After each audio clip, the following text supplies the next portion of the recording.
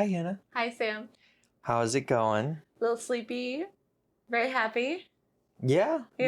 We are recording this just after New Year's, after having some fun upstate New York with some friends. Yeah. Happy to be home with the cat, but was also happy to be up there with the hot tub. So it's the new year, and we're going to be talking about a book that we read last year, though. For me, I finished this book right before I went to Japan, so about a month ago. And for you... I think I read it like in September, so I'm less fresh. And I also didn't take notes on it because I read this book and I loved it, and then I asked you to read it. So when I was reading it, I was not thinking about the podcast at all. So you're going to kind of be leading the charge today. Yeah. But wait, what book are we reading? Oh my God, we're talking about Too Late to Die Young by Harriet McBryde Johnson. Yes. Who is Harriet McBryde Johnson? Harriet McBryde Johnson passed away a few years ago, unfortunately. She was a disability rights lawyer. She was a... Southern genteel... Yeah, I'm just beau. a simple Southern lawyer. Southern charm, lots of Southern charm, lots of very radical politics to do with the essential humanity of disabled people. I think probably it's accurate to say by extension, the human rights of all people to have their basic needs met. Harriet McBryde Johnson had muscular dystrophy. She was in college when Reagan was in office, so she would have been born in the 50s or 60s. And so she was part of the first generation of kids with muscular dystrophy to live into and then well into adulthood because of the advent of improved antibiotics. She was a committed atheist. She was a human rights lawyer. She was a lifelong Democrat. She was an activist with Not Dead Yet and other disability rights groups. And she was a great storyteller. This memoir is fantastic. I read also her young adult book called Crip Camp about a summer camp that seemed to be kind of modeled after a camp that she went to when she was a kid. She's one of those people who's just like so talented. She could have had about 20 careers, but I would say the disciplines that she committed herself to most were law and writing. And this book was such a joy to read. Yeah. It's kind of like a memoir of hers. The subtitle for the book is Nearly True Stories from a Life. I feel like that subtitle, From a Life, is carrying so much weight because the first thing that we hear in this book is that some of her earliest memories as a child was becoming aware of her own mortality. And that she, in fact, became aware of her own mortality before she became aware of anyone else's mortality, because there was so much forceful messaging around her about muscular dystrophy leading to early death. And so as a young child, thought of herself as uniquely doomed, didn't understand yet that her non-disabled parents and sister and other loved ones would also die. And even as she started to understand mortality as a more universal thing, she didn't yet know that she would live to an advanced age. Every year was an unexpected gift. Not that she would have phrased it that way because she doesn't believe in a creator who's gifting her years of life. And she's, again, very clear about that in the book. But she frames the first chapter by going through the different stages of her life. If I'm gonna live to age 18, I might as well live as a student. Or if I'm going to die, I might as well die a lawyer. And so it's like a really unique relationship with mortality that I think shaped her personality and worldview. And it's funny that such an expansive and charming and sometimes a little bit flowery of a storyteller can be also so bracingly blunt. This book just absolutely grabs you with that. Yeah. And I think another important thing to point out there is that, or at least my impression was not that she was an atheist out of some sort of contempt for the world. No. She loves the world. Yeah, because I think there's that perception of atheists as somewhat pessimistic, and of course I think that speaks a lot more about American culture generally. But I think it's really important to point out that her atheism comes more out of her way of thinking about the world. Well, she doesn't get into it much, does she? No, but I think as you read through her life experiences, it's very clear that she was meant to be a lawyer in the way that she thinks about things very logically and precise, while at the same time recognizing that facts are limited to our perception of the world. Yeah, I mentioned her atheism because I think, like, after reading this book, if you say, who was Harriet McBryde Johnson? And I want to describe her on the terms that she would describe herself, I would say Harriet McBryde Johnson was a human rights advocate. She had radical politics centering disability. She was an activist, she was a storyteller, and she was an atheist. And I think those are, like, the most salient things about herself. And she was a Southerner. I think those are all the things that it seems that she wanted to convey about herself in this book. Yeah, and the book is 11 chapters. I think the first chapter is kind of just an overview of maybe why she wrote the book or of her general perspective on life. And then the remaining are basically 10 different experiences that she had throughout life and her reflection on it, both through the lens of disability, but also just through, again, all the different worldviews or perspectives that she held as a person, as an atheist or as a disability rights lawyer or as a radical leftist who grew up in Charleston, South Carolina. Oh, and who loved it. And who loved The it. way that she writes about Charleston, like, makes you want to go there. Right. The way she writes about, like, the trees and the sidewalks and the way that people interact with each other, it just sounds, like, so beautiful. Let's go to Charleston. Yeah. I mean, not, now. Yeah. So I highlighted some of the things in the book that I found most thought-provoking in terms of her sharing her perspective. So let's get into it. And I'm mostly just going to read what she wrote because she writes it much better than I could ever try to summarize it. This first one comes from a story of hers. If you're reading along or you have read the book, this comes from chapter 8, which is entitled Getting Thrown. And generally the chapter is about her experience being out of state, suffering an injury, falling out of her wheelchair, and then having to get medical care out of state. A lot of the disability rights movement, and therefore a lot of her career, is focused on deinstitutionalization. So there's two ways that people will talk about disability in regard to people. And one of them is known as person first language. You've probably heard a lot. Like, you wouldn't say a disabled person, you would say a person with disabilities. You wouldn't say an autistic person, you would say a person with autism. And the thought there is that people are fundamentally defined by their humanity and that the disability is something that they have or experience and it doesn't define them. And then the other preference, I guess, is identity first language. And that is where you would say, I'm a disabled person, I'm an autistic person, I'm a blind person, I'm a deaf person. And that stems from the belief that disability would be an adjective just like any other adjective, that it's neither good or bad, and it is intrinsic to our life experiences. I prefer identity first language. I describe myself as a disabled person. I wouldn't say I'm a person with brunetteness or a person with Jewishness or a person with womanhood. So it makes the most sense to me. I don't think that there's anything morally wrong with identity first language, especially if it's coming from people who live with disabilities. And I certainly wouldn't tell them that their feelings about how they would prefer to themselves and be referred to are wrong. But there isn't one, like, gold standard practice, and I am just going to use the one that I use. So that's that spiel.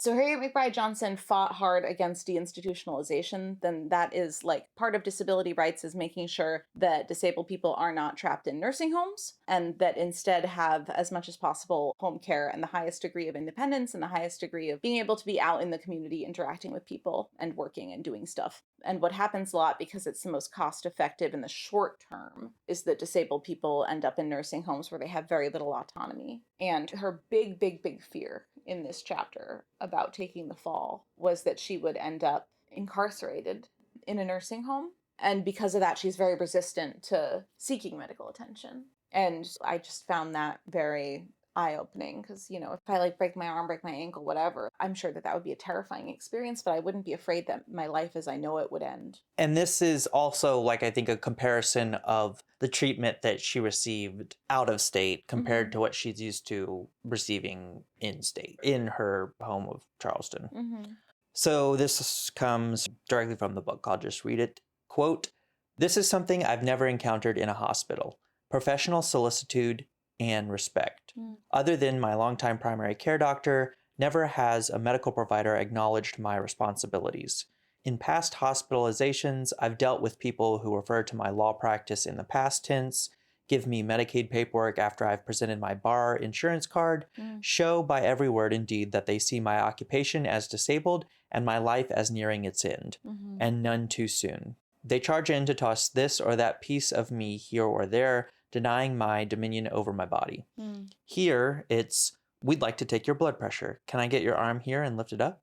End quote. So as a healthcare provider myself, this passage really spoke to me. And this, I think, is reflective of not just someone who is a healthcare worker working with a disabled person, but a healthcare worker working with anyone, really, is how do we as healthcare providers treat the people that we're working with? And I'll be honest, I sometimes have trouble with the language patient or with the use of the term patient because I feel like it creates this somewhat hierarchical distinction between the healthcare provider and the quote unquote patient. And I think there is this overwhelmingly large perspective among healthcare workers that they know what's best. Yeah. And not that it's black and white, but that generally they just know better what is best for the people that they're trying to help and not really taking into consideration how the person being treated feels about that. I feel like this was just a great example of how, in one of the times of her most vulnerable experiences, how much of a godsend, no pun intended, it was to have caring and empathetic healthcare providers.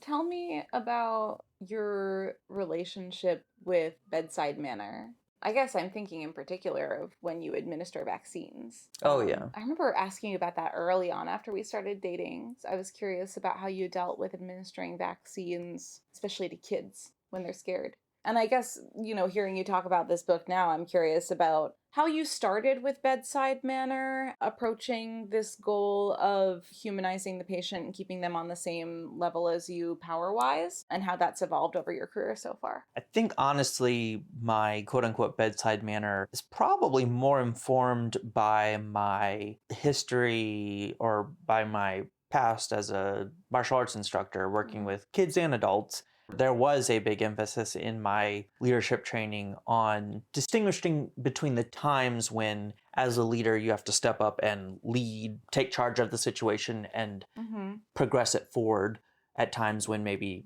the people that you're leading aren't able to. Distinguishing between that and being a leader that always knows best or sees themselves as the end-all be-all of the situation. The ultimate authority. The ultimate authority in ways that I don't even think necessarily the training itself realized. It was kind of emphasized on me how much of a partnership teaching is. And so naturally for me, it kind of rolled over into healthcare, that healthcare is not about me, the authority, coming down to take care of the sick person, but me providing my knowledge to help lead and guide the person who is there for treatment. Yeah, it's kind of like you're the expert in pharmaceutical knowledge and they're the expert in their own body and their own health. Right. And you're collaborating. Right. And what has it been like for you to work as a medical provider with disabled people? Is it different from working with non-disabled people? I would say the difference is more structural, maybe, in the sense that our built structures are built with non-disabled people in mind first, most often. So I guess the thing I'm thinking about most is like getting into the vaccination area. For me personally, I always try to make it as accommodating as possible, specifically regarding vaccines or the process of getting a vaccine done in a retail pharmacy. Having worked in not just for a number of years, but also in so many different locations, there's a set procedure to be followed, but there is not a set setting for vaccinations. I've given vaccines with people sitting in aisles in chairs, and I've given vaccines in separated rooms that are private and everything in between. So in that sense, I think it very much does make a difference for a disabled person if they've got to maneuver around lines of people waiting for prescriptions to get to the vaccination area. And it's kind of in plain sight of everyone else, or maybe they can't get to the vaccination area because it's behind a curtain because it's not big enough to accommodate a wheelchair, and therefore they just have to get their vaccination in the sight of the public, which I remember like getting in particular my COVID vaccinations, especially the early ones that were like pretty rough. I have Erb's palsy, which is paralysis affecting my left arm. So my left shoulder, arm, wrist, hand, fingers, all nerve damaged. So limited use of that portion of my body. And so I always get vaccines in my right arm because of the way that sensation works in that area in my left arm would make it unpleasant experience. And I knew that the COVID vaccine was going to make my arm really sore and I would have trouble lifting it. And, convincing them to do it on the right side because I didn't want to go through that on the left. And then kind of dealing with the next couple of days of having limited use of my right arm. It was like a moment when I felt my disability interacting with this novel experience. Yeah, I think like disability is such a fluid thing. Novel processes tend to be more disabling than your own routines. Because your own routines, you already know how to do them, and they're routines, right? I know how to cook and dress myself and shop and take the subway and, get from here to there. And any accommodations that I need, they're already built into my life. But when I start to try to do something new, like get a new, very important, very good vaccine that will protect myself and everyone around me, it ends up becoming disabling because I have not yet figured out what those accommodations are. To a certain extent, I guess that is something that is navigated by everyone getting a vaccination in the sense that, like, it's not part of their routine. But because you're adding that on top of your routine, which already has to navigate a world that is often not accommodating for disabled people, that adds an extra layer of complexity to it. Something I've noticed at the pharmacy is that the counter is quite high. How do you work with wheelchair users as a retail pharmacist? When you say the counter is high, you're talking about the checkout counter? The counter you go up to be like, I'm here to pick up my meds. Do people have trouble reaching it? Sometimes, yeah. And I think also the nature of retail pharmacy, the majority of our population is over 65. So I would say generally most retail pharmacy workers are used to assisting people with either reading the prompts on the screen or helping them, maybe having to speak a little louder or a little bit more slowly to help them understand if they're hard of hearing. So in terms of accommodations, in that instance, if someone's not able to reach a screen or something, the person working would generally, I think, go around the counter and help them out. Which is cool, but it really, like, now that I'm thinking about it, it really kind of seems like there could just be a lower part of the counter.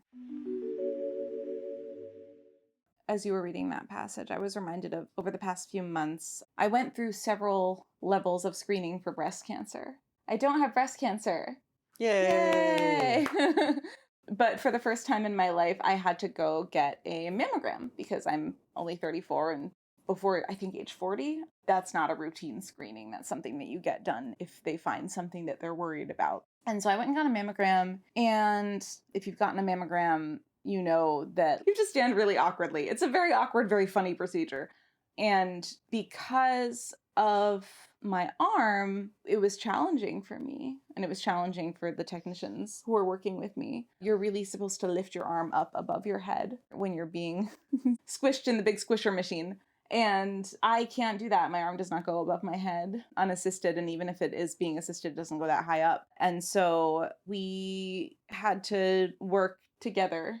Actually, yeah, just like you and I were just saying, we had to work collaboratively to get the images that they needed. You know, it was a long day. I kept on like leaving, coming back in, leaving, coming back in. But as I told you afterwards, the thing that I was the most upset about was I need to get back to the office and file this story before the deadline. Otherwise, I'm going to have to cancel my evening plans, right? And like I've had other experiences in healthcare settings where like something like that would have been traumatic because I have been made to feel sometimes like the fact that my disability is an obstacle for their machinery or for their procedure is something that I should feel guilty about, that I'm being burdensome and problematic and just difficult. And, you know, eye rolling, scoffing, clear frustration. Instead, these technicians were brisk, they were competent, they were efficient. But the underlying attitude that came across to me that day was, I'm so sorry, this is such a pain in your ass. Thank you for being so patient. Coming from them. Like I was doing them a big favor. And also, as she said in the passage, may I lift your arm? Can you hold it this way? Can you hold this position for 10 more seconds? Always asking consent before touching me, asking me how my body worked, telling me what outcome that they needed, and then getting my say in how to achieve that outcome. And again, just like the attitude of, we're so sorry about this, you're being a champ, as opposed to, why would you do this to me? It's so annoying that you came in here disabled. It was very inconsiderate of you. Made it overall an annoying and tiring day and not an upsetting day. And I think if you asked healthcare workers, 95% of them would agree that none of this is your fault. Obviously, there is a prejudice against disabled people. And also, sometimes people let their frustrations about just working generally, especially if they're in healthcare, working short-staffed or under pressure, letting those frustrations that they feel end up coming across to the patient or the person they're working with and making them feel as if, this inconvenience that you're giving me, like in my head, I know it's not you, but I'm still frustrated and I'm still going to show this frustration. Right, which is one thing when, you're dealing with trying to get your flight changed at the airport or whatever. But when you're a healthcare worker, you're interfacing with someone who's probably going through like an exceptionally vulnerable time. So that's hard. This is really relevant to like the classical definition of emotional labor, right? Like the Arlie Hochschild definition of emotional labor, the feminized labor of like presenting a certain emotion and suppressing your actual emotions for the benefit of the consumer. A strong case can be made that it is much more called for in healthcare roles than in customer service roles. Anyway, shout out to Lenox Hill Radiology. Everyone who works there is an angel. And thanks for finding out I don't have breast cancer. Yeah. So the next passage that I have is from chapter 10, which is entitled Art Object. And in this chapter, she is recounting her experience getting her picture taken for the New York Times Magazine for an article that she had written. And I'm skipping around in the book. I'm not necessarily going sequential order of the book. And if you know of Harriet McBryde Johnson already and not from the book, then you probably know of her from the article that she wrote for the New York Times Magazine. Actually, she wrote it for her own blog, and then the New York Times Magazine picked it up. It's called Unspeakable Conversations, and it's about her experience going to Princeton to debate Peter Singer, who is a philosopher mostly known for his animal liberation positions, but who also advocates for selective infanticide of disabled people. Which is bad. Which is bad. In case anyone was wondering how we feel about selective infanticide of disabled people, we are all the way thumbs down on it. Yeah. As was Harriet McBryde Johnson. The chapter has much more to do with the actual experience of getting the picture taken, but this is regarding the final product. Quote, "The New York Times Magazine cover has been described as beautifully disturbing, and most non-disabled people seem to see it that way. I prefer to call it disturbingly beautiful, but I'd take it the other way around if I must. The disturbing part happens inside people's heads. This unconventional body, draped and lit and posed like a fashion model, apparently floating in space in a power chair, disturbs preconceived notions, makes people question what they think they know. The beautiful part, well, that's me." The reason I highlighted that is because the first thing that comes to my mind when I hear that latter part of that paragraph is, I think it was Victoria's Secret that had... A disabled model? Yeah, or maybe even an entire show that was... yes, I remember this. Yeah, and Victoria's Secret uses a lot of disabled models now, too. Yeah. I think there at one point there was a backlash against it. The comment saying to the effect of, you're trying to be nice, but this isn't actually beautiful. Yeah, kind of or thing. even like you're being exploitative. Yeah, which I think is, as we've talked about many times on this podcast, I feel like we say this every episode, but where this feeling of disgust or of what's natural comes up in someone's head, and then they see something that challenges that preconceived notion of what should be beautiful and what should be relegated to quote unquote disgusting or awkward or weird, and they have this disconnect with what they're seeing. Do you remember when Jordan Peterson showed his entire ass on the internet for the umpteenth time It was the cover of Sports Illustrated swimsuit edition, and it was just like a plus-sized model. And he put out some statement about, objectively, she is not beautiful. And everybody was like, Jordan Peterson, your boner is not like an objective measure of objective beauty. Beauty cannot be measured objectively. But this is a man who is so invested in ingrained hierarchies that he's built up an entire philosophical system to, in part, scaffold his own boner's inherent wisdom about what is natural and good and beautiful. And most people are not quite so committed to build their entire career out of these reactionary politics stemming in part from that disgust response. Fuck Jordan Peterson. But you have these experiences, right? And if you know better, then a lot of the time, the best we can do is to catch ourselves in that knee-jerk reaction and think, what am I feeling right now? Like, what's happening? Why is it weird for me to see a person with Down syndrome modeling underwear? Why do I have a problem with that? Do I think that people with Down syndrome don't need underwear? Because they definitely do. Do I think that people with Down syndrome ought not to be sexualized? Because I think most of them would disagree with me quite strongly. You know, they're adults and they have sexual relationships and they experience themselves as sexual beings. So maybe it's some learned infantilization. Maybe it's some learned ideas about what it means to model underwear, that you should be somebody who I should consider a sexual being, somebody who I would want to interact with sexually, or who my peers would. And a good thing to do is to interrogate all of those reactions. And another thing that people do instead of interrogating those reactions, I think a lot of the time, is to come up with an ad hoc justification for why their response of disgust or anxiety or disapproval is justified and morally good. Yeah. And honestly, I think that's a perfect segue into the next quote of hers, which comes from her final chapter. Quote, "When non-disabled people start learning about disability, what seems most startling, most difficult to accept, is the possibility of pleasure." End quote. Yeah. Such a beautiful last chapter. Oh, yeah. The last chapter is her recounting her own experiences with finding a beautiful relationship. She doesn't share a great deal, but, you know, she alludes to the fact that she has fallen in love. Or I don't know if she's fallen in love. She started a romance and it might grow to be something really fulfilling and exciting. And in reflecting on pleasure, this is something that stuck with me. She talks about how her body and her abilities have changed over the course of her life, and how with the evolution of her, I guess you could term them impairments, how she has found new joys. So she talks about using a power chair to navigate the streets of Charleston, playing a game with herself to see, like, can I navigate all the way to the office with one continuous motion on my lever? And I feel like I've made this point in different forms, in different social settings, about like disabled beauty and disabled pleasure. And people are very resistant to it. Non-disabled people, I mean, are very resistant to it. I think because they are very committed to understanding disability as only deficit, only impairment.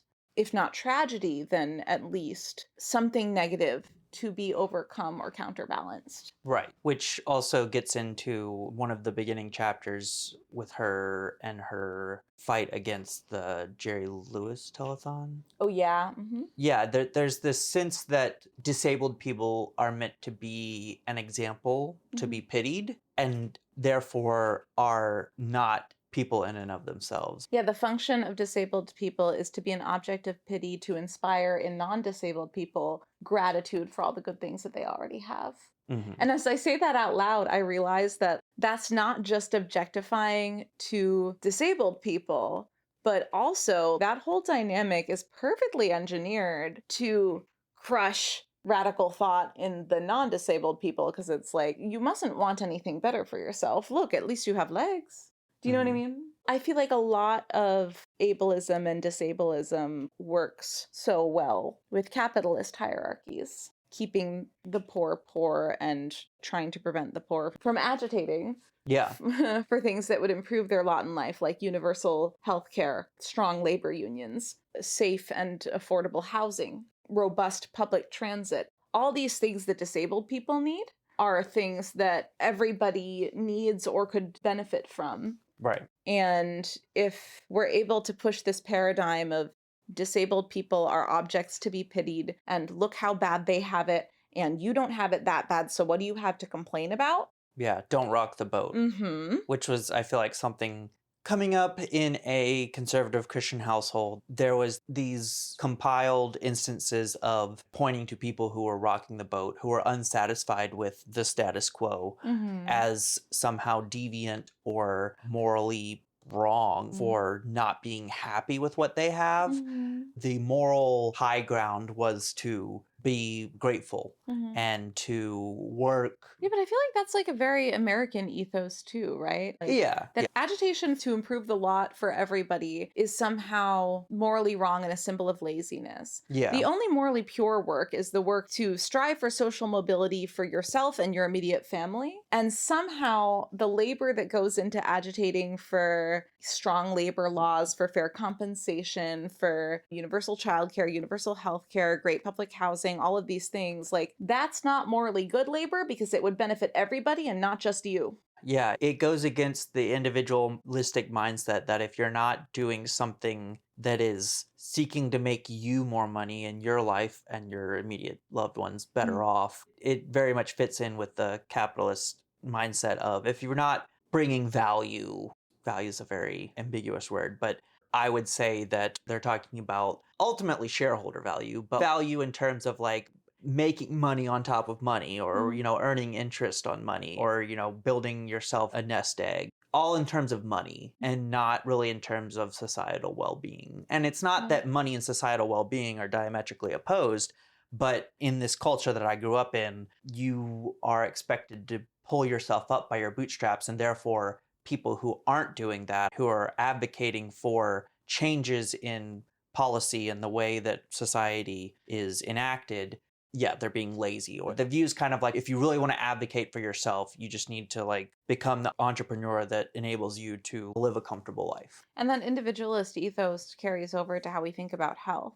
It is not morally good to improve health outcomes by agitating for safe sidewalks so that folks can walk or use their mobility aids to get to and from wherever they need to be. It is not morally good public health practice to agitate for affordable groceries that include fresh produce, public housing that includes full functional kitchens, playgrounds, soccer fields, all of these things that improve public health outcomes, free health screenings. That's not what we think about when we think about wellness and health, right? When we think about wellness and health, we're thinking about discipline, individual discipline, waking up at 4 a.m. and meal prepping for the week, going to the gym that you pay your membership for, in your car that you drive only yourself in. Moralizing of health status goes hand in hand with that individualistic mindset about health. And so bad health outcomes, disabling health outcomes, must be due to moral failure on the part of the disabled person. Yeah. And so it is best for disabled people to hush hush, don't complain, and to always be a beautiful, gleaming example of gratitude and sympathy. And when disabled people instead talk about the pleasures of our lives and the strength and the joy and community and in our embodied experience, well, that goes quite against the grain there, doesn't it? Yeah.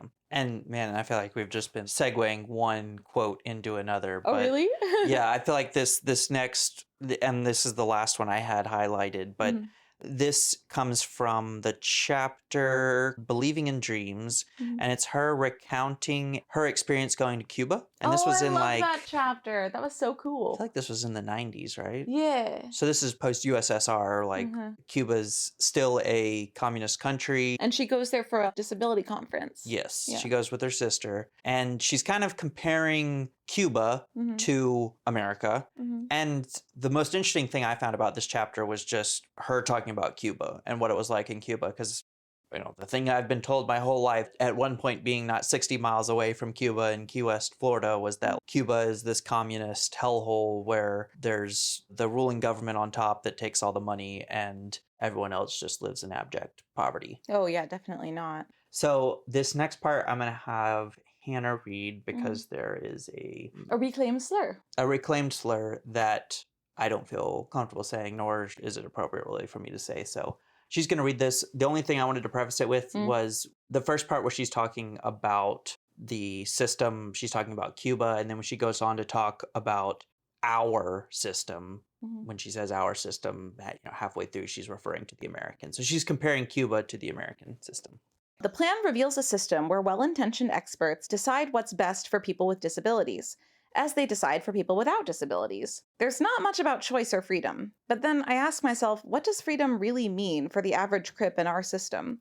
Living hand to mouth in the community or languishing in a nursing home? The average crip is guaranteed liberty and due process, but not healthcare, housing, or a living wage.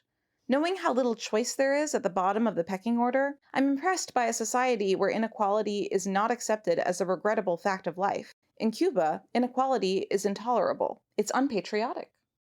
I thought that was a great dichotomy to America, where we talk about patriotism all the time, and certainly there is an American brand of patriotism. And I think the political moment we're in is almost this question of, does American patriotism tolerate inequality? And I would say on a large scale, it does. I would say that standard issue American patriotism requires inequality, right? Because if we valorize social mobility with this bootstraps ideology so much, then inequality is necessary. A guaranteed outcome. A guaranteed outcome, and the best you can get within that framework is lifting up the floor, which, hell, I'll take it, but it's a completely different paradigm than the one that she introduces in that chapter about Cuba.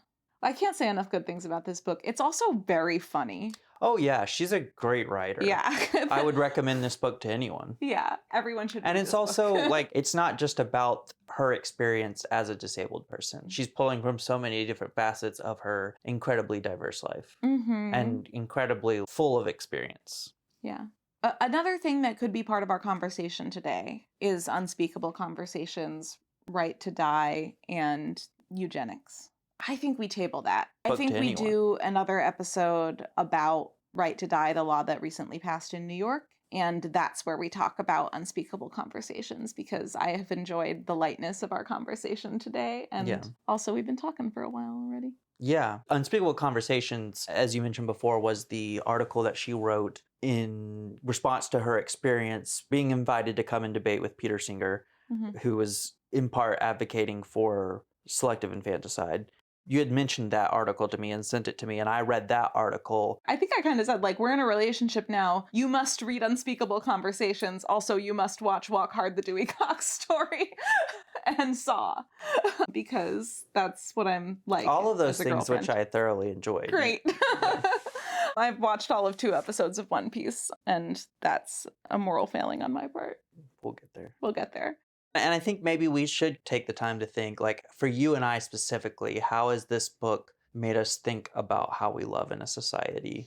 You mean for each of us individually, or for the 2 of us as a pair? I mean for each of us individually. Yeah. And maybe I should go first, because I probably am more representative of the general non-disabled persons who would be reading this book.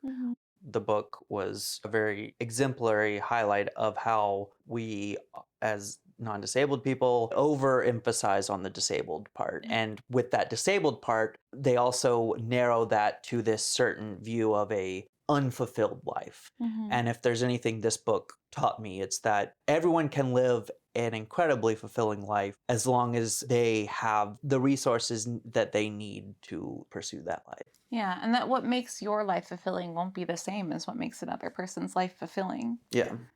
Non-disabled people really value independence a lot of the time, but because of ableism, by which I mean the system, the cultural system that privileges non-disabled people over disabled people, right?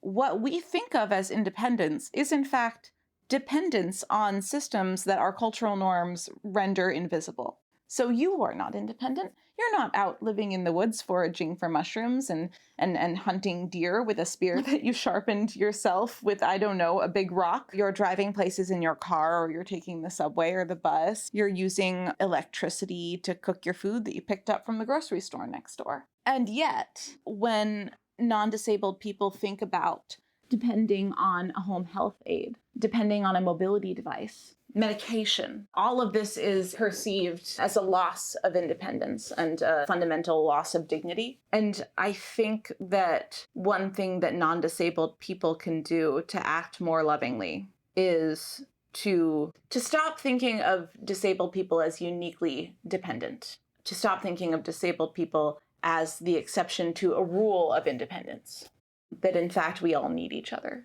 Yeah, I feel like that point that you just made about our kind of interdependence, it's not that like, oh, I'm so dependent on other people for my life. I think it's more of this view of like, we are all interdependent on one another. Yeah, we need each other. We need each other. Yeah. And if you want a brief examination of that from an economics perspective, you can look at my, as of now, recent YouTube video, People Are the Economy.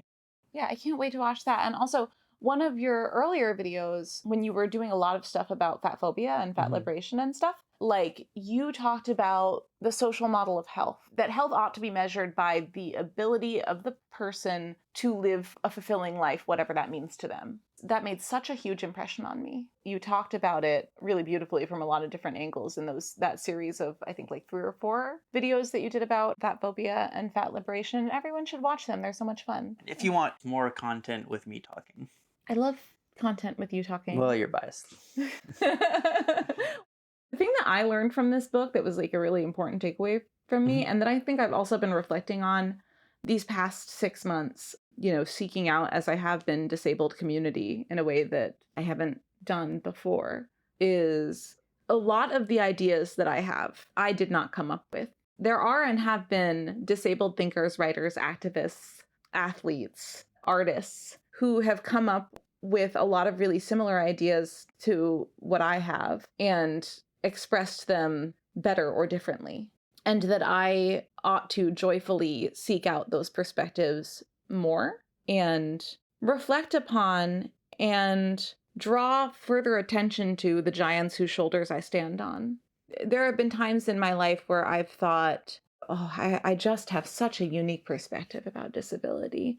There can be no one who's ever thought of things this way before, because the party line is so much inspiration porny, person first, like very conventional, tug at the heartstrings worldview. But in fact, people have been critiquing that aggressively since before I was born. And I certainly won't stop my yapping, but I should be also doing a lot of reading and listening. What a joyful task that is to have. Yeah, to be in conversation with others. Mm-hmm. Well, I've enjoyed our conversation today, and I'm looking forward to watching silly crime mystery, Knives Out, new movie. Me too, and I'm looking forward to watching your video essay about vibes economics. Yeah. I love you. I love you too. Bye. Bye, everybody. Oh, Happy New Year. Happy New Year. An entire philosophical system to, in part, scaffold his own boner's inherent wisdom about what is natural and good and beautiful.